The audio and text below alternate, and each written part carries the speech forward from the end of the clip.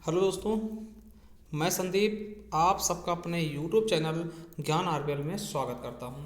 दोस्तों, आपको पता है कि हम संपूर्ण हिंदी भाषा के बारे में बात करने वाले हैं, ठीक है। और उसी के सिलसिले में ये हमारा अगला वीडियो आ चुका है, ठीक। आपको बता दें कि इसमें हम बिहारी हिंदी के बारे में पढ़ेंगे कि बिहारी हिंदी के अंतर्गत जो भी आपकी जो भाषाएं बोलियाँ आती है दोस्तों, उनके बारे में हम बात करने वाले, जैसे मैथिली, मगही और भोजपुरी, ठीक है। तो इसके बारे में बात करेंगे। आपको बता दें कि इसके पहले के वीडियो अगर आप देखना चाहते हैं, आप प्लेलिस्ट पे जाइएगा, वहाँ आपको हिंदी भाषा का इतिहास के नाम से प्लेलिस्ट मिल जाएगी, वहाँ जा करके आप देख सकते हैं। तो चलिए अब हम बात करने वाले हैं दोस्तों बिहारी हिंदी के बारे में। देखिए, बिहारी हिंदी बहुत ही पॉपुलर है दोस्तों, ठीक है, क्योंकि ये एक ऐसी हिंदी भाषा है, उपभाषा है दोस्तों। इसके अंतर्गत जो तीन भाषाएं हैं, तीन बोलियां, सॉरी भाषा बोल रहे हैं बार बार, बोलियां हैं दोस्तों, ठीक है। मैथिली, मगही और भोजपुरी। क्या? मैथिली, मगही और भोजपुरी, जिनमें से दोस्तों मैथिली एकमात्र ऐसी बोली है हिंदी की 17 या 18 बोलियों में से, कि एकमात्र ऐसी बोली है हिंदी की 17 बोलियों में से जो कि 8वीं अनुसूची में दर्जा प्राप्त है, यानी संविधान की 8वीं अनुसूची में इसको दर्जा प्राप्त है। ये हिंदी की एकमात्र बोली है, ठीक है। और बात करते इसी के परिवार दोस्तों, ठीक है, भोजपुरी की। तो भोजपुरी विश्व की सबसे ज्यादा बोली जाने वाली हिंदी की एक बोली है, ठीक है। तो ये चीज आप समझ गए होंगे। तो चलिए शुरू करते हैं दोस्तों हम बिहारी हिंदी के बारे में। तो बिहारी हिंदी क्या है दोस्तों? आपको पता है कि हमने बताया था कि हिंदी की दोस्तों टोटल 5 भाषाओं में बांटा गया है। पूर्वी हिंदी, पश्चिमी हिंदी, ठीक है। तो हम पूर्वी हिंदी, पश्चिमी हिंदी की बात पहले पढ़ चुके हैं दोस्तों। अब बिहारी हिंदी के बारे में पढ़ने वाले हैं। तो देखिए, इसको बिहारी हिंदी को बोलते हैं। तो आपको पता है कि बिहार में अधिकता होने के कारण इस उपभाषा को बिहारी हिंदी कहा जाता है। और बिहारी हिंदी का जन्म दोस्तों मागधी अपभ्रंश से हुआ, क्योंकि ये मगध के आसपास की दोस्तों, ठीक है, ये मगध के आसपास की है, इसलिए बिहारी हिंदी के अंतर्गत जितनी भी बोलियां आएंगी उनको हम मागधी अपभ्रंश से जन्मा हुआ मानते हैं। अब देखिए, बिहारी हिंदी के अंतर्गत 3 बोलियां हैं। कौन कौन सी हैं? मैथिली, मगही और भोजपुरी। तो तीनों के बारे में हम गहन अध्ययन करने वाले हैं विस्तृत रूप से दोस्तों। तो चलिए, पहला है हमारा मैथिली भाषा। क्या? मैथिली बोली दोस्तों, इसके बारे में देखते हैं। देखिए, यह मिथिला प्रदेश की बोली। क्या? मिथिला प्रदेश की बोली। आपने मिथिला नरेश के बारे में सुना होगा, राजा जनक, है ना, जानते हो कि सीता के पिताजी राजा जनक, है ना। तो मिथिला नरेश की, मिथिला प्रदेश की भाषा थी, इसलिए इसको मैथिली नाम दिया गया, ठीक है। देखिए, यह रामायण के अनुसार मिथिला नरेश राजा जनक की राजभाषा थी, ठीक है। रामायण के अनुसार अगर हम देखते हैं तो जो मिथिला नरेश दोस्तों राजा जनक थे, उनकी क्या थी? ये राजभाषा थी दोस्तों। और आपको बता दें कि इसका नामकरण, यानी मैथिली भाषा का नामकरण दोस्तों, मैथिली बोली का नामकरण किसके द्वारा किया गया? तो 1801 ईस्वी में कोलबुक द्वारा। क्या? 1801 ईस्वी में कोलबुक द्वारा इसका नामकरण किया गया। और ये बिहार की राजकीय भाषा। क्या? बिहार की राजकीय भाषा कौन सी है? तो आपको बताना है मैथिली है। आपको जैसे पता है कि हिंदी का दोस्तों उत्तर प्रदेश की राजकीय भाषा है, ठीक है। और हिंदी के अंतर्गत कौन सी? खड़ी बोली। तो उसी प्रकार से दोस्तों, और दूसरी क्या है दोस्तों? उर्दू उत्तर प्रदेश की राजकीय भाषा है। तो उसी प्रकार से दोस्तों बिहार की राजकीय भाषा कौन सी है? तो आपको बताना है मैथिली। और दोस्तों आपको बता दें कि मैथिली बोली भारत के साथ साथ नेपाल में भी बोली जाती है, क्योंकि राजा जनक कहाँ के थे? नेपाल के थे, ठीक है। तो वो चीजें आप समझ लीजिएगा कि जो मैथिली बोली दोस्तों भारत के साथ साथ ये नेपाल में भी बहुत ही ज्यादा इंपॉर्टेंट रोल निभाती है, अदा करती है, ठीक है। चलिए, अगर हम आगे देखते दोस्तों इसके बारे में, तो संविधान की 8वीं अनुसूची में, आपको पता होगा कि संविधान की 8वीं अनुसूची में 22 भाषाओं का उल्लेख है। और 22 भाषाओं में से दोस्तों मैथिली एकमात्र हिंदी बोली है जिसे शामिल किया गया। तो क्वेश्चन याद आ सकता है कि हिंदी की 17 बोलियों में से एकमात्र कौन सी बोली है जिसे 8वीं अनुसूची में दर्जा प्राप्त है दोस्तों? तो कौन सी है? मैथिली ही है। अब आपको बता दें इसे कब जोड़ा गया। तो ये देखिए, ये मूल संविधान में नहीं था दोस्तों। क्या? मूल संविधान में नहीं थी, इसे दोस्तों संविधान संशोधन द्वारा जोड़ा गया। तो आपको बता दें इसे 8वीं अनुसूची में 92वां संविधान संशोधन 2003 द्वारा जोड़ा गया था, ठीक है। तो याद रखेंगे, नमक, नेपाली, मणिपुरी, ठीक है, और कोंकणी दोस्तों वो पहले जोड़ी गई थी, ठीक। तो याद रखेंगे 92वें संविधान संशोधन 2003 द्वारा इसे जोड़ा गया था, ठीक है। और आपको बता दें कि 2007 में नेपाल ने अंतरिम संविधान में इसे एक क्षेत्रीय भाषा के रूप में स्थान दिया। किसने? नेपाल ने। कब स्थान दिया? तो 2007 में। और आपको बता दें कि भारत के झारखंड राज्य ने इसे द्वितीय राजभाषा घोषित किया। जैसे कि आपको पता उत्तर प्रदेश की द्वितीय राजभाषा क्या है? उर्दू है। उसी प्रकार से उसी प्रकार दोस्तों झारखंड ने भी अपनी द्वितीय राजभाषा किसको घोषित किया, तो मैथिली को। याद रखना, ये देखिए समझिएगा, ये बिहार की तो मातृभाषा है, ठीक है, बिहार की मातृभाषा है और झारखंड की द्वितीय राजभाषा है। क्या, झारखंड की ये द्वितीय राजभाषा है, ठीक है। अब देखिए समझिएगा, इसे पहले मिथिलाक्षर, क्या, मिथिलाक्षर जिसको हम क्या बोलते हैं, तिरहुता या वैदेही लिपि में लिखा जाता था, परंतु अब क्या किस में लिखा जाता है, देवनागरी लिपि में। आपको पता है कि संपूर्ण हिंदी किस लिपि में लिखी जाती है, देवनागरी लिपि में ही लिखी जाती है, ठीक है। तो ये चीज आपको समझ में आना चाहिए। अब आपको बता दें एक चीज कि विद्यापति, आप जानते हो कि विद्यापति बहुत ही इंपॉर्टेंट है दोस्तों, ठीक है। विद्यापति जिन्हें मैथिल कोकिल कहते हैं और क्या कहते हैं, अभिनव जयदेव कहते हैं दोस्तों, ठीक है। तो आपको बता दें कि विद्यापति द्वारा मैथिली साहित्य में महत्वपूर्ण योगदान देने के कारण इन्हें मैथिल कोकिल कहा जाता है। तो याद रखेंगे, क्वेश्चन आ सकता है कि मैथिल कोकिल किसे कहते हैं, विद्यापति जी को, ठीक है। तो याद रखेंगे। देखिए विद्यापति ने मैथिली में दोस्तों पदावली की रचना की थी। क्या, पदावली लिखी है। क्वेश्चन आ सकता है कि विद्यापति कौन सी रचना मैथिली में लिखी, पदावली, ठीक है। आपको पता होना चाहिए विद्यापति प्रथम गीतकार भी हैं, ठीक है। तो देखिए विद्यापति द्वारा मैथिली भाषा में पदावली की रचना की गई, जिसमें इन्होंने राधा और श्री कृष्ण के प्रेम का वर्णन किया था दोस्तों, ठीक है। इसी कारण इनको मैथिल कोकिल कहा जाता है, क्योंकि इतना अच्छा वर्णन किया दोस्तों इन्होंने मैथिली भाषा में पदावली की कि इन्हें मैथिल कोकिल कहा जाने लगा, है ना। कोकिल मतलब क्या होता है, कोयल, ठीक, इतने मधुर वाणी, है ना। चलिए अब देखिए मैथिली का प्राचीनतम उपलब्ध ग्रंथ किस कौन सा है दोस्तों, मैथिली भाषा का प्राचीनतम उपलब्ध ग्रंथ कौन सा है, तो ज्योतिरीश्वर ठाकुर का जो है वर्ण रत्नाकर है। क्या है, वर्ण रत्नाकर दोस्तों, ये मैथिली का प्राचीनतम उपलब्ध ग्रंथ है। अब देखिए हम बात करते हैं मैथिली बोली, बोली कहाँ कहाँ जाती है, तो इसके बारे में बात करते हैं क्षेत्र की।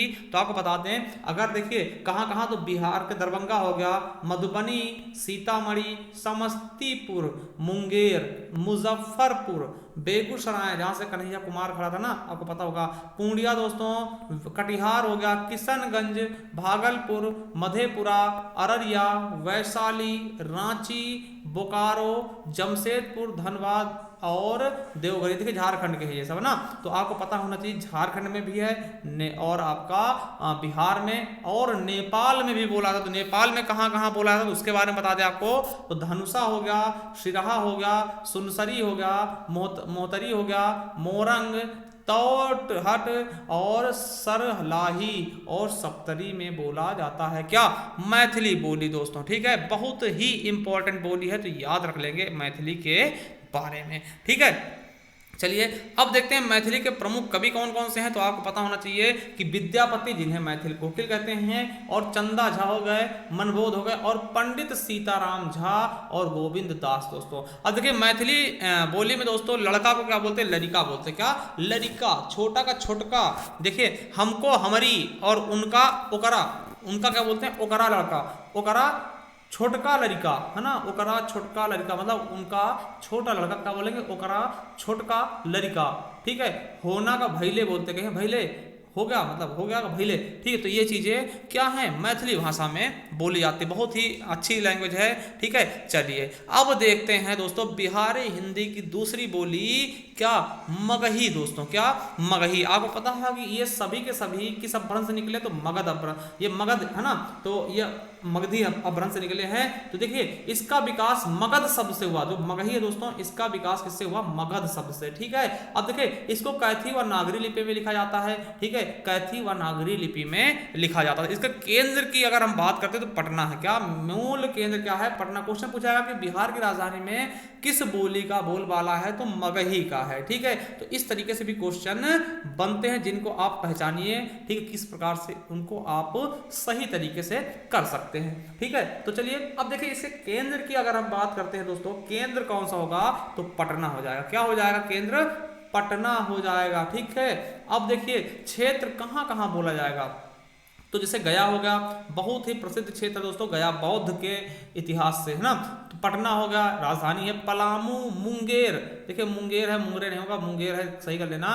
राजगीर जिसको नालंदा बोलते हैं, ठीक है, नालंदा विश्वविद्यालय विश्व प्रसिद्ध दोस्तों। जहानाबाद, अरवल, नवादा, शेखपुरा, लसीख राय, औरंगाबाद, जमुई दोस्तों, यहाँ पर क्या है, ये बोली बोली जाती है। कौन सी दोस्तों, आपको बता दें, मगही दोस्तों, ठीक है। अब इसके हम उप बोली की बात करते हैं तो कुडमाली हो गया, खोटाली हो गया और 5 परगनिया हो गया, ठीक है। तो याद रखेंगे। अगर हम इसके साहित्य की बात करते हैं मगही की, ठीक है। तो एक प्रसिद्ध कवि हैं दोस्तों घमंडी दास, जिनकी क्या है मगही रामायण उन्होंने लिखी इसी बोली में। क्या घमंडी दास की मगही रामायण इसी बोली में लिखी है। और योगेश्वर प्रसाद सिंह इन्होंने गौतम महाकाव्य लिखा। क्या गौतम महाकाव्य लिखा। और डॉक्टर उमा शंकर भट्टाचार्य ने मगही कहावत मगही भाषा में ही लिखी है। तो याद रखना मगही रामायण, गौतम महाकाव्य और मगही कहावत ये बहुत ही प्रसिद्ध रचनाएं हैं दोस्तों मगही बोली में। ठीक है। अब देखिए मगही का पहला महाकाव्य गौतम है। क्या मगही का पहला महाकाव्य कौन सा है दोस्तों? ये गौतम। ठीक, गौतम महाकाव्य मगही का पहला महाकाव्य, जिसे किसके द्वारा लिखा गया? योगेश्वर द्वारा लिखा गया। किसके द्वारा? योगेश्वर प्रसाद सिंह द्वारा लिखा गया। तो ये जो है दोस्तों ये मगही का पहला महाकाव्य है। ठीक है, तो याद रखेंगे। और चलिए इसके बारे में थोड़ा बताते हैं। देखिए आपको बताते हैं कि योगेश्वर प्रसाद सिंह जिन्होंने मगही का पहला महाकाव्य लिखा। ठीक है, तो योगेश्वर प्रताप सिंह आधुनिक मगही के सबसे लोकप्रिय कवि माने जाते हैं, जिसके कारण इनके जन्म दिवस, कौन सा जन्म दिवस? 23 अक्टूबर को इनका जन्म हुआ। किसका? योगेश्वर दास का, जिन्होंने मगही के नाम मगही का पहला महाकाव्य लिखा। तो इन्हीं के जन्म दिवस को दोस्तों मगही दिवस के रूप में मनाया था। ठीक, किसके जन्म दिवस को? तो योगेश्वर प्रसाद सिंह के जन्म दिवस को मगही के रूप में, मगही दिवस के रूप में मनाया जाता। अब इसके शब्द देखते दोस्तों मगही भाषा के। देखिए ये लोग लड़का, बेटा को लड़का बोलते। क्या? बेटा को लड़का, छोटा को छोटका, हमारा को हमर बोलते। क्या? हमर है ना, हमारा। ठीक है, तो और अपना को आपन बोलते हैं, और को अवर बोलते हैं, और गया को गैल बोलते हैं। गैल, गैले है ना, गैले चला गवा। ठीक है, तो ये चीजें कौन बोलते हैं? मगही में। ठीक है, अगर आप वहां से हैं तो आप हमें जरूर बताइएगा। ठीक, ये क्या सही सच में इस तरह बोलते हैं? बहुत अच्छी लैंग्वेज है ना। चलिए अब तीसरा है दोस्तों बिहारी बोली। बिहारी उपभाषा का तीसरी बोली क्या है? भोजपुरी। वैसे हमें लगता है इसे बोली नहीं कहना चाहिए, ये तो बहुत बड़ी भाषा है। ठीक है, ये तो हिंदी के इतिहास में इसने 4 चांद लगा दिए दोस्तों भोजपुरी ने। ठीक है, बहुत ही सुप्रसिद्ध इसे हम बोली कह सकते हैं दोस्तों। ठीक है, हालांकि इसे इतिहास में भाषा ही कहा, सॉरी बोली ही कहा गया, मगर दोस्तों इसे हम भाषा से भी बढ़कर कह सकते हैं क्योंकि बहुत बड़ा इसका विस्तृत क्षेत्र है। ठीक है, चलिए देखिए भोजपुरी शब्द का निर्माण बिहार के प्राचीन भोजपुर, जो को आरा पड़ता है ना, तो भोजपुर के आधार पर पड़ा था, जहां के राजा कौन थे?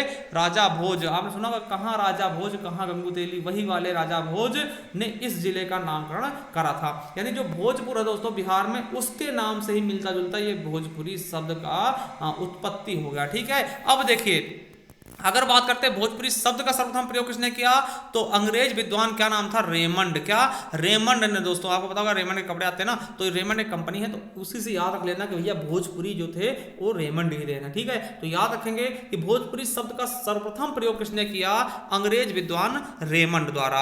अब देखिए सबसे इंपॉर्टेंट क्या है, देखिए भिखारी ठाकुर को उनकी भोजपुरी साहित्य में योगदान के लिए दोस्तों भिखारी ठाकुर को दोस्तों क्या बोलते हैं? भोजपुरी का भारतेंदु या फिर भोजपुरी का शेक्सपियर कहते हैं। क्वेश्चन आ सकता है कि भोजपुरी का शेक्सपियर या फिर भोजपुरी का भारतेंदु किसको कहते हैं? तो भिखारी ठाकुर को। याद रखेंगे भिखारी ठाकुर जी को दोस्तों भोजपुरी का भारतेंदु या फिर भोजपुरी का शेक्सपियर कहा जाता है। ठीक है, भारतेंदु कौन है दोस्तों? आधुनिक हिंदी साहित्य के जनक हैं, और शेक्सपियर आप जानते होंगे। ठीक है, चलिए अगला देखते हैं दोस्तों। भोजपुरी को कैथी और देवनागरी दोनों लिपि में लिखा जाता है। ठीक है, और सबसे इंपॉर्टेंट चीज क्या है दोस्तों? भोजपुरी बोली में हिंदी की सबसे ज्यादा फिल्में बनती है। क्वेश्चन आ सकता है सबसे ज्यादा फिल्में किसमें बनती है हिंदी में? तो भोजपुरी में ही बनती है। भोजपुरी भाषा में आप जानते हैं पवन कुमार हो गया, भैया निरहुआ, रिक्शे वाली, आम्रपाली दुबे, ये सब क्या है? भोजपुरी के एक्टर हैं। ठीक है, तो ये चीज आप समझिएगा, बहुत ही इंपॉर्टेंट है। सबसे ज्यादा फिल्में बनती हैं, सबसे ज्यादा गाने भी भोजपुरी में रिलीज होते हैं। आपको पता बहुत सारे गाने रिलीज होते हैं, और ये बहुत ही थोड़ा सा सही नहीं होते दोस्तों। ठीक है, मतलब कि आप नहीं समझ सकते। ठीक, तो समझिएगा कि भोजपुरी में सबसे ज्यादा फिल्में बनती हैं। ठीक है, अब देखिए हिंदी भाषा की सबसे ज्यादा बोली जाने वाली बोली, देखिए हिंदी भाषा की सबसे ज्यादा बोली जाने वाली बोली कौन सी है? तो भोजपुरी है। देखिए क्वेश्चन किस तरह बनेगा, अगर पूछ ले कि उत्तर प्रदेश में हिंदी भाषा की सबसे ज्यादा बोली कौन सी बोली जाती है, तब अवधि बताइएगा। जब उत्तर प्रदेश की बात करें और पूछ ले कि सबसे ज्यादा कौन सी बोली जाती है, या पूरे देश पूरे विश्व की बात करते हैं, तब आपकी भोजपुरी हो जाएगी। हिंदी की सबसे ज्यादा बोली जाने वाली बोली कौन सी होगी? भोजपुरी हो जाएगी। और एक चीज बता दें कि भोजपुरी में दोस्तों जो मानवाधिकारों की सार्वभौमिक घोषणा, दोस्तों हमने बताया था, मानवाधिकार के बारे में पढ़ा चुके हैं आपके यूपीएसआई के लिए दोस्तों, ठीक है। अगर नहीं देखा देख लीजिएगा, वो आईपीएस वो आपके मूल विधि का काम करेगी, ठीक है। तो मानवाधिकार के सार्वभौमिक घोषणा को प्रकाशित किया गया है, जो कि विश्व की 154 भाषाओं में की जाती है दोस्तों। आपको पता है कि जो मानवाधिकार की जो सार्वभौमिक घोषणा दोस्तों, वो विश्व की 154 भाषाओं में उसकी घोषणा की जाती है दोस्तों, ठीक, प्रकाशित किया था। उसमें से हमारी भोजपुरी को भी शामिल किया गया। ये कितनी अच्छी बात है, ठीक है, कितनी अच्छी बात है कि मानवाधिकार के जो सार्वभौमिक घोषणा वो भोजपुरी भाषा में भी छपते हैं, ठीक, प्रकाशित होते हैं, ठीक है। चलिए अब आगे देखते हैं कुछ। देखिए भोजपुरी का अन्य नाम क्या है दोस्तों, तो इसको पूर्वी बोलते हैं ना। देखिए पूर्वी और पुरनी अलग अलग चीज है, ठीक है, पूर्वी भाषा बोलते हैं, ठीक। अब देखिए इसकी उपबोलियां कौन कौन सी हैं, तो नागपुरिया, मधेसी, सोनपारी, छपरिया, सारण और गोरखपुरी दोस्तों, इसे क्या है, उपबोलियां हैं। अब भोजपुरी का क्षेत्र देखें दोस्तों,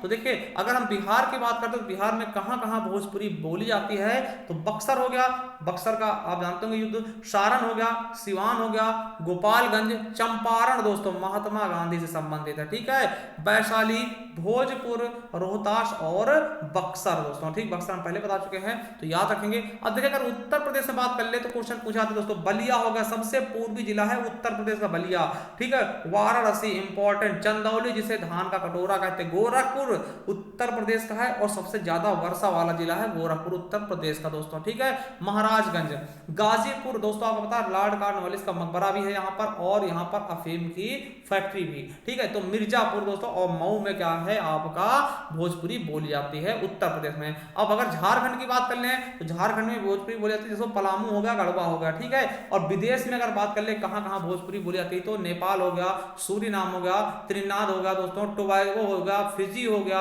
और मॉरिशस हो गया और गयाना हो गया, क्या गयाना हो गया दोस्तों, यहाँ पर भोजपुरी बोली जाती है दोस्तों, ठीक है। और दोस्तों आपको बता दें कि अगर आप इसकी पीडीएफ चाहते हैं दोस्तों, तो आपको बता दें कि इसके लिए हमने आपके लिए बहुत ही सस्ते में दोस्तों एक ई बुक लॉन्च की है हिंदी भाषा के इतिहास के। चलिए उसके बारे में बता दें आपको। देखिए दोस्तों ये है ई बुक, ये आपके देखिए जहाँ कहीं बोली पूछा थी वहाँ के लिए आपके बहुत ज़्यादा इंपॉर्टेंट है, ठीक है। चाहे आपके एसआई हो, एसआई में तो पूछे जाएंगे, इससे क्वेश्चन बनते हैं और कई सारे क्वेश्चन पूछाते हैं। तो देखिए मात्र इसका मूल्य कितना होगा, 25 रुपये में ये आपको पीडीएफ प्रोवाइड करवा दी जाएगी, जिसमें यही नहीं होगा, इसमें सब कुछ होगा दोस्तों। इस ई बुक में आपको बता दें क्या क्या मिलेगा आपको, तो हिंदी की उत्पत्ति हो जाएगी, विकास क्रम हो जाएगा, हिंदी का नामकरण हो जाएगा, हिंदी का भारतीय भाषा परिवार होंगे जो हिंदी के, ठीक है, और हिंदी के विभिन्न बोली रूप क्या क्या है, और 5 उपभाषा और 17 बोलियां इसमें शामिल होंगी। उसके अलावा लिपि के बारे में थोड़ा बहुत ज्ञान आपको मिल जाएगा और बहुधा लिपि प्रश्न भी होंगे। अगर आप परचेस करना है तो हमें इस नंबर पर क्या व्हाट्सअप कर सकते हैं दोस्तों। और अगर संपूर्ण हिंदी आप पढ़ना थे फ्री ऑफ कॉस्ट, तो हमारे दूसरे चैनल है यानी ज्ञान एजुकेशन आरबीएल को सब्सक्राइब कर सकते हैं। यहाँ पर हमने संपूर्ण हिंदी पढ़ा दी है, ठीक है, तो आप जाकर के पढ़ सकते हैं बेसिक तरीके से एकदम यूपीएसआई लेवल का। चलिए थैंक यू, धन्यवाद दोस्तों। अगर वीडियो अच्छी लगी तो लाइक कर देना और चैनल सब्सक्राइब कर लेना और दोस्तों तक शेयर कर देना। Thank you.